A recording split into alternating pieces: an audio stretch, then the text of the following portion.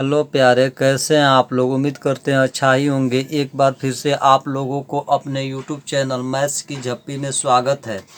हम लोग पढ़ रहे थे टाइम एंड वर्क। तो आज जो है हम लोग टाइम एंड वर्क का एक नया टाइप पढ़ेंगे जो बहुत ही इम्पोर्टेंट होगा, जिसका नाम है अल्टरनेटिव वर्क। अर्थात जो है ऐसे प्रश्न में जो है पहला काम करता है तो दूसरा व्यक्ति आराम करता है, जब दूसरा व्यक्ति काम करता है तो पहला व्यक्ति आराम करता है। कहने का मतलब है कि दोनों जो है बारी बारी से काम करते हैं। तो ऐसे प्रश्न को जो है हम आपको ट्रिक से सेकंडों में बनाना सिखाएंगे। तो चलिए प्रश्न को देखते हैं। प्रश्न दिया है, ए तथा बी किसी कार्य को क्रमशः 12 तथा 18 दिन में पूरा कर सकते हैं। एक कार्य को आरंभ करता है तथा उसके बाद वे बारी बारी से एक एक दिन कार्य करते हैं। कार्य कितने समय में पूरा होगा। कहने का मतलब है कि दो व्यक्ति हैं, ए और बी। ए जो है कार्य को 12 दिन में समाप्त कर रहा है और बी उसी कार्य को 18 दिन में समाप्त कर रहा है। तो प्रश्न कह रहा है कि अगर ए से कार्य कराना शुरू कर दिया जाए और बी को पहले दिन के लिए बंद कर दिया जाए, अर्थात वह आराम करे, और जो है दूसरे दिन बी कार्य करे और जो है ए आराम करे, तो इस तरह अल्टरनेट वर्क करते हुए कार्य जो है कितने दिन में समाप्त हो जाएगा, यही हमें ज्ञात करना है। तो चलिए प्रश्न को सॉल्व करते हैं। यहाँ पर देखिए, यह पहला पर्सन ए हो गया, यह दूसरा पर्सन बी हो गया। ए जो है उस कार्य को कर रहा था 12 दिन में और बी उस कार्य को कर रहा था 18 दिन में। तो देखिए यह आपका टाइम हो गया। अब हम जो है इसका इफ़िशियंसी निकालेंगे। तो इफ़िशियंसी निकालने के लिए हमने आपको बताया था कि उनके समय का आप अगर एलसीएम निकाल लेते हैं तो आपको इफ़िशियंसी मिलेगा। तो देखिए 12 और 18 का जो है एलसीएम आपका 36 होगा। उस 36 में अगर 12 से भाग देते हैं तो 3 बार में जाएगा, तो अतः जो 3 आएगा वह आपका इफ़िशियंसी हो जाएगा ए का। अब यदि हम बी का एफिशिएंसी निकालते हैं तो एलसीएम आया है 36। उस 36 में इस 18 से भाग देंगे तो 2 बार जाएगा, तो एलसीएम आपका हो जाएगा, आपका एफिशिएंसी हो जाएगा 2। चूँकि जिसका भी एफिशिएंसी निकालना होता है उसके समय से एलसीएम में भाग दे देते हैं, तो जितना बार भाग जाता है वही जो है उसका एफिशिएंसी होता है। अतः जो है ये एक दिन में 3 काम कर सकता है और बी जो है एक दिन में 2 काम कर सकता है। तो अब हमें इसका जो है क्षमता पता चल गया। अब हम निकालेंगे होल वर्क।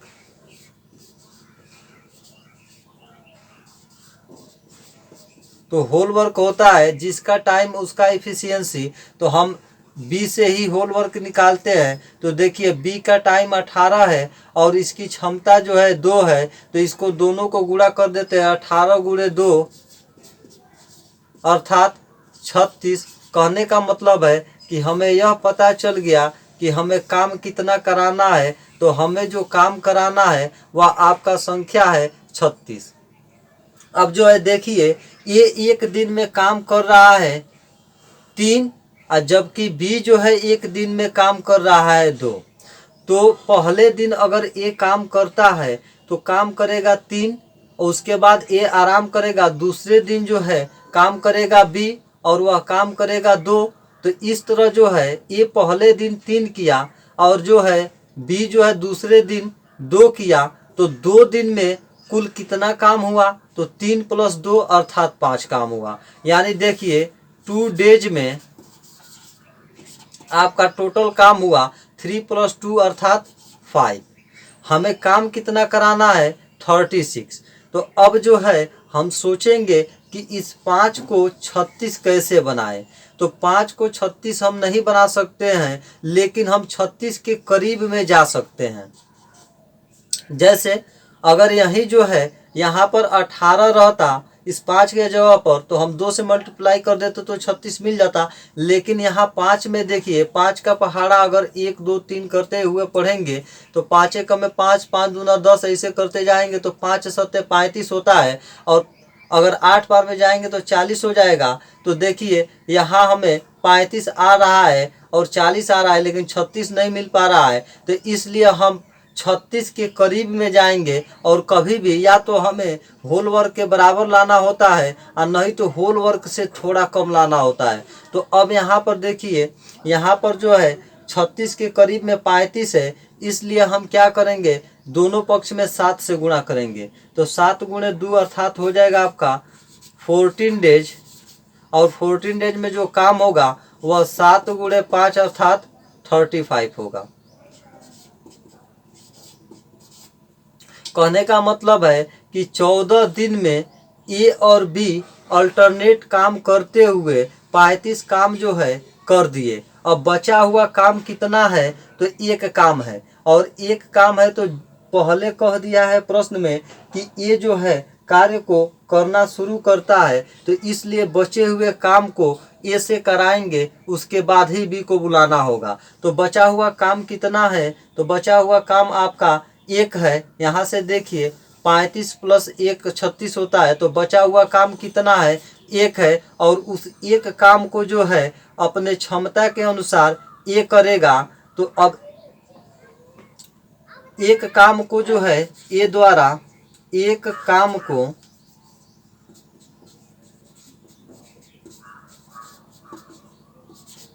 ए द्वारा करने में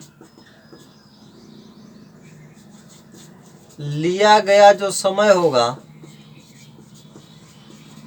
यह आपका होगा, एक काम कराना है और किसके अनुसार, तो ए के क्षमता के अनुसार। तो ए की क्षमता कितना है, 3, तो यहाँ 3 रखेंगे। कहने का मतलब है कि यदि एक काम कराएंगे तो आपका जो है समय लगेगा 1/3। तो यहाँ देखिए, यहाँ पर जो है आपका 14 दिन लगा और यहाँ पर जो है एक काम कराने को 1/3 समय लगा। अतः कुल जो समय लगा इस कार्य को पूरा करने में,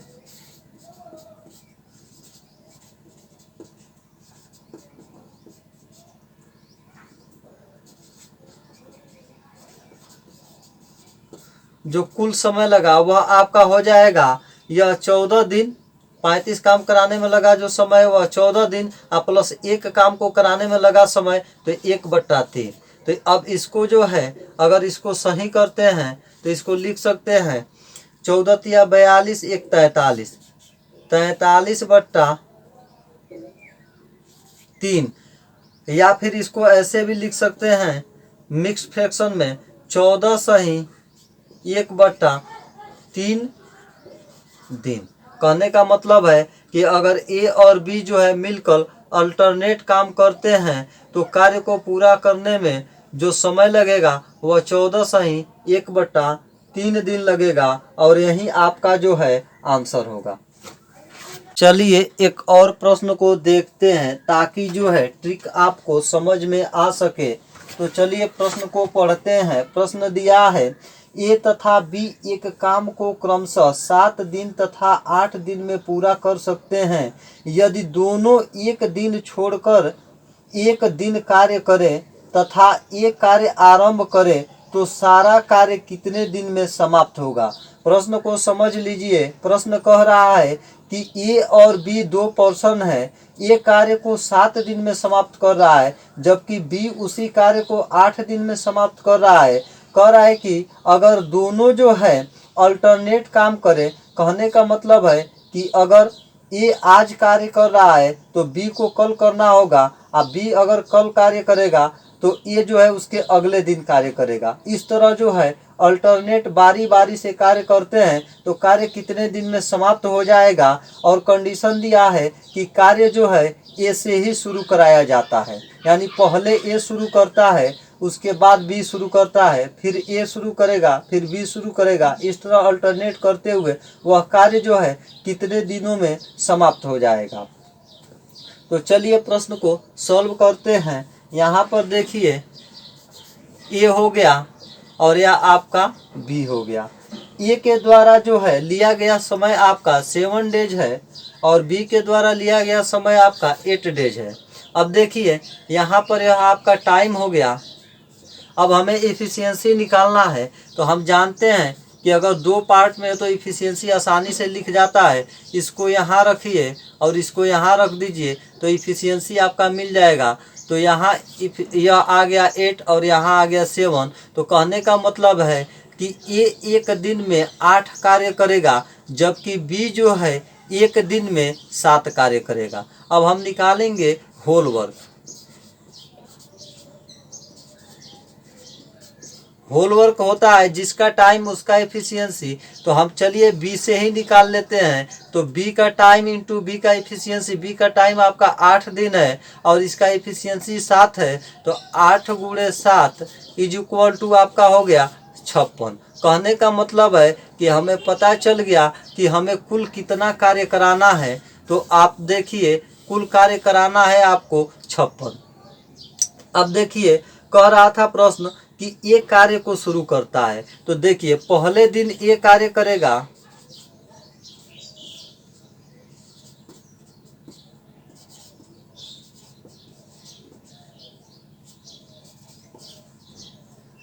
पहले दिन जो है ये कार्य करेगा और कितना कार्य करेगा तो 8 कार्य करेगा। दूसरे दिन देखिए बी कार्य करेगा और कार्य कितना करेगा तो आपका है 7 कार्य करेगा। तो अब देखिए पहला दिन, फिर दूसरा दिन, फिर तीसरा दिन जो है ए कार्य करेगा तो 8 कार्य करेगा और चौथा दिन बी कार्य करेगा तो 7 कार्य करेगा। तो यहाँ पर देखिए 8 7 8 7 8 7 ऐसे कार्य होता जाएगा। तो हम जो है यहाँ पर निकालेंगे कि 2 दिन में कुल कितना कार्य हुआ। तो देखिए 2 डेज में आपका कार्य हुआ, यह देखिए 8 यह और 7 यह, 8 + 7 इज इक्वल टू 15। यानी 2 दिन में जो है कार्य हुआ आपका 15 और हमें कार्य कराना है 56। तो 15 के पहाड़ा में अगर हम पढ़ते हैं तो 56 आएगा, नहीं आ सकता एग्जैक्ट। जैसे आप देखिए 15 × 45, 15 × 4 60। तो देखिए इधर 45 आ रहा है और उससे थोड़ा आगे बढ़ रहे तो 60 आ जा रहा है। तो हमें ऐसा पहाड़ा पढ़ना होगा कि या तो 56 आ जाए और नहीं तो 56 से थोड़ा कम रहे।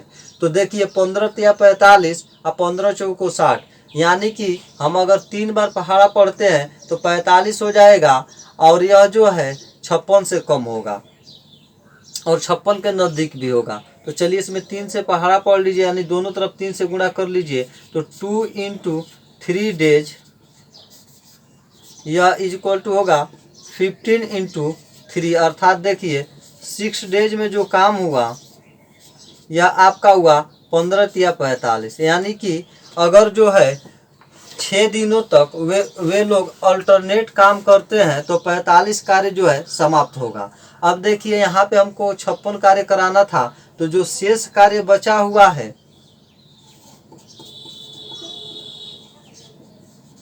यह आपका है 56 - 45। घटा लीजिए, 6 में से 5 जाएगा 1 और 5 में से 4 जाएगा 1। कहने का मतलब है कि 11 कार्य कराना है।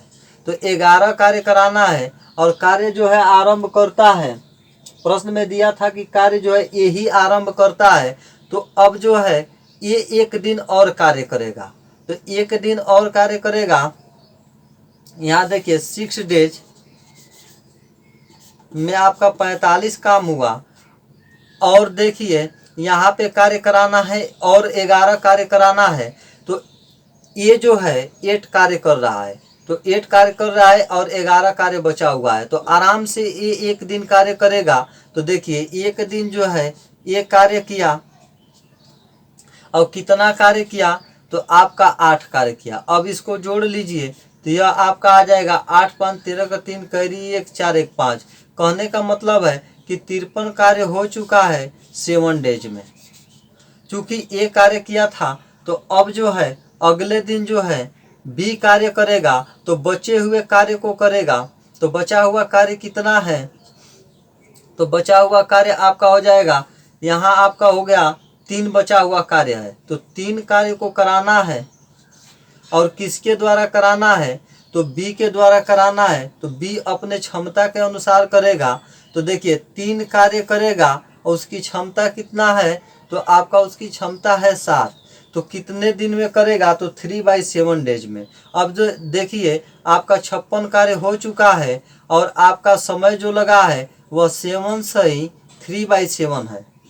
7 सही 3/7 डेज में वह जो है 56 कार्य को समाप्त कर देगा और यही आपका जो है आंसर होगा। ये एक और प्रश्न को देखते हैं। प्रश्न दिया है ए, बी तथा सी एक काम को क्रमशः 20, 30 और 60 दिन में कर सकते हैं।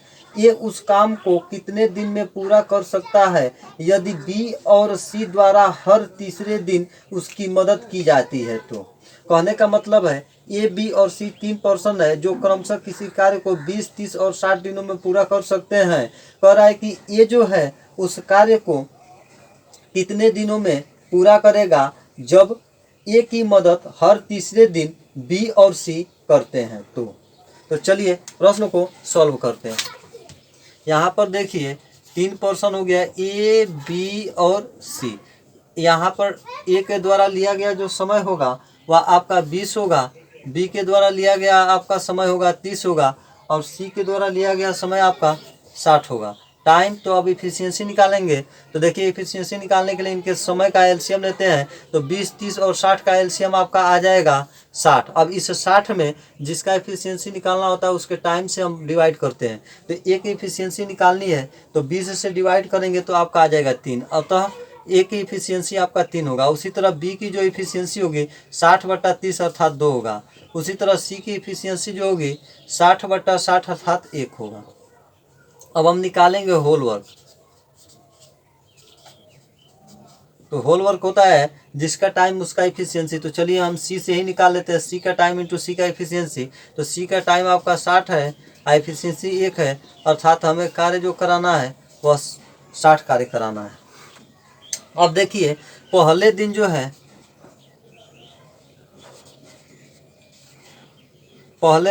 ये अकेले कार्य किया है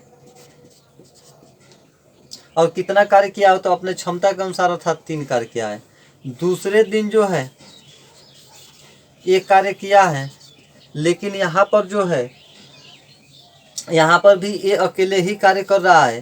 तीसरा दिन देखिए, तीसरा दिन जो है ये जो है बी और सी दोनों की मदद लेता है। तो ये तो खुद 3 काम किया होगा और जब बी का मदद लिया होगा तो बी 2 कार्य कर दिया होगा और जब सी का मदद लिया होगा तो सी भी 1 काम कर दिया होगा। इस तरह देखिए तीसरा दिन जो काम हुआ होगा 3, 2, 5, 1, 6, मतलब कि पहले दिन जो है ये आपका काम किया होगा 3, दूसरे दिन 3, लेकिन तीसरा दिन जो है ये अन्य लोगों की मदद की वजह से 6 कार्य करता है। अतः देखिए 3 डेज में जो वर्क हुआ है आपका 6, 3, 9, 3, 12 वर्क हुआ है। हमें चूंकि कार्य कराना है 5, तो 5 कार्य कराना है। चूंकि हमें कार्य जो कराना है वह 60 कराना है, तो 60 कार्य कराना है तो हमें 12 को 60 बनाने के लिए इसमें 5 से मल्टीप्लाई करेंगे। तो चलिए 5 से मल्टीप्लाई करते हैं दोनों पक्षों में। तो 5 × 3 डेज यह होगा आपका 12 × 5 अर्थात 60, यानी 15 डेज में आपका जो कार्य हुआ वह आपका हो गया 60 कार्य।